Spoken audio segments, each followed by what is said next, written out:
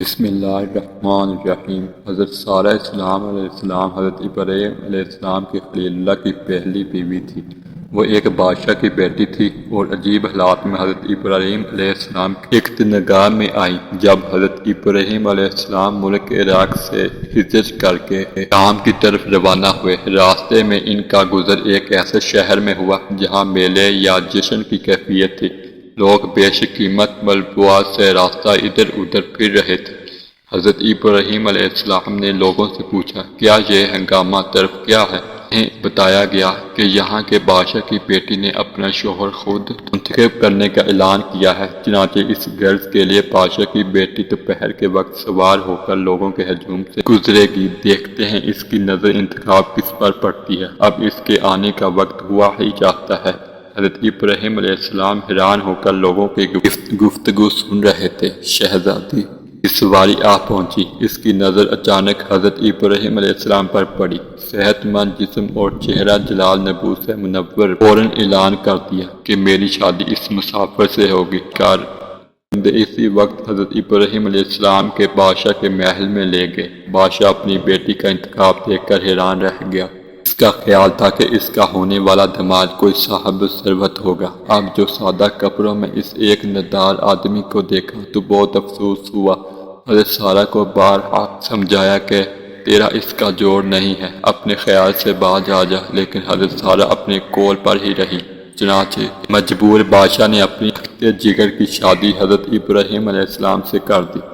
چند دن وہاں گزرنے کے بعد حضرت ابراہیم علیہ السلام نے مصر جانے کا ارادہ ظاہر کیا۔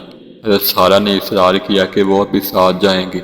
حضرت ابراہیم علیہ السلام نے پہلے تو انہیں بہت روکا، لیکن آخر ان کے اصرار سے مجبور ہو کر انہیں بھی ہمراہ لے کر چل پڑے۔ جب مصر کے قریب پہنچے تو معلوم ہوا کہ وہاں کا بادشاہ نہایت ظالم اور بدکار ہے، اور اس نے حکم دے رکھا ہے کہ کوئی عورت جب تک بادشاہ کے ملاحظہ سے نہ گزرے، نہ مصر کی حدود سے گزر سکتی ہے، نہ وہاں قیام کر سکتی ہے۔ حضرت ابراہیم علیہ السلام نے حضرت سارہ کو صندوق میں بند کر کے حدود مصر سے گزرنا چاہا کہ بادشاہ کے ضرورت سے محفوظ رہیں، لیکن پہرے داروں نے صندوق کھول لیا اور حضرت سارہ اور حضرت ابراہیم علیہ السلام دونوں کو بادشاہ کے سامنے پیش کیا۔ بادشاہ نے حضرت ابراہیم علیہ السلام سے پوچھا کہ تم کون ہو اور یہ عورت کہاں یہ پھرتے ہو؟ حضرت ابراہیم علیہ السلام نے جواب دیا، میں ایک مسافر ہوں اور یہ عورت ایک قریبی رشتہ دار ہے۔ تمہارا شام جانے کا قصد ہے؟ بادشاہ نے کہا کہ تم دونوں کو ابھی چند روز یہاں ٹھہرنا ہوگا۔ یہ کہہ کر اس نے اپنے ملازموں کو ان کی رہائش کا بندوبست کرنے کا حکم دیا۔ حضرت ابراہیم علیہ السلام کو مجبوراً وہاں قیام کرنا پڑا۔ بادشاہ کی نیت حضرت سارہ کے متعلق نہ تھی۔ ایک دن حضرت ابراہیم علیہ السلام کی عدم موجودگی میں بادشاہ پوری نیت کے ساتھ حضرت سارہ کے پاس آیا۔ حضرت سارہ نے بارگاہ الہی میں دعا کی، اے مولا کریم، مجھے اس کے شر سے بچا۔ اللہ تعالیٰ نے بادشاہ کو مفلوج اور بعض روایتوں کے مطابق اندھا کر دیا۔ وہ نہایت عاجزی کے ساتھ گر گرایا کہ اے نیک خاتون، میری خطا معاف کر اور خدا سے دعا کر کہ مجھے اپنی اصل حالت میں لوٹا دے۔ حضرت سارہ نے کہا کہ میرا شوہر خدا محبوب پیغمبر ہے، تو اس سے معافی مانگ۔ بادشاہ نے حضرت ابراہیم علیہ السلام سے عفو تفسیر چاہی۔ انہوں نے معاف کیا اور اسے کے حق میں دعا مانگی۔ بادشاہی اپنی اصل حالت پر لوٹ آیا اور اپنی طرف سے حضرت ابراہیم علیہ السلام کی خدمت میں ایک نیک سیر عورت پیش کی جن کا نام حضرت ہاجرہ تھا۔ آپ نے ان سے نکاح کر لیا اور پھر حضرت سارہ اور حضرت ہاجرہ دونوں کے ہمراہ شام کی طرف روانہ ہوئے۔ مختلف مقامات پر قیام کرتے ہوئے کنعان پہنچے۔ وہاں حضرت ہاجرہ کے بیٹن سے حضرت اسماعیل علیہ السلام ہوئے۔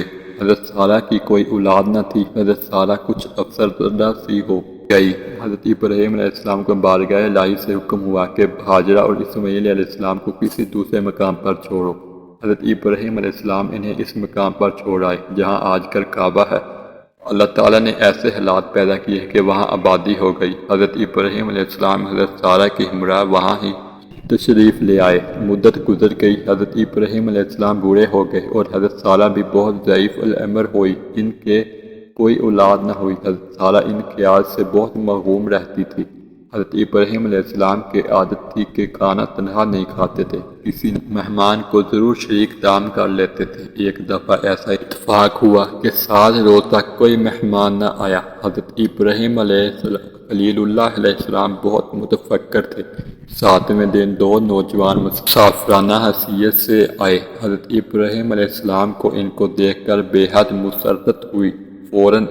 فوراً بچڑا ذبح کیا اور اس کا گوشت بھون کر مہمانوں کے سامنے رکھا، لیکن مہمانوں نے کھانے کو ہاتھ تک نہ لگایا۔ حضرت ابراہیم علیہ السلام دل میں ڈرے کہ شاید مہمان ناراض ہیں۔ ان دونوں نے ہنس کر کہا، خلیل اللہ، ہم فرشتے ہیں کہ قوم کو سزا دینے پر مقرر ہوئے ہیں۔ ہم تمہیں ایک بیٹے کی پیدائش کی خوشخبری دیتے ہیں۔ حضرت سارہ یہ سن کر ہنس پڑی اور فرمانے لگی، یہ کیسے ہو سکتا ہے؟ میں تو بوڑھی بانجھ ہو چکی ہوں اور میرا شوہر بھی بوڑھا ہے۔ فرشتوں نے کہا کہ اللہ کے حکم سے سب کچھ ہو سکتا ہے۔ وہ چلے گئے۔ کچھ عرصہ بعد حضرت سارہ کے ہاں حضرت اسحاق پیدا ہوئے اور اللہ تعالیٰ نے ان کی افسردگی اور حیرت کو مسرت میں تبدیل کر دیا۔ حضرت اسحاق بڑے جلیل القدر پیغمبر تھے۔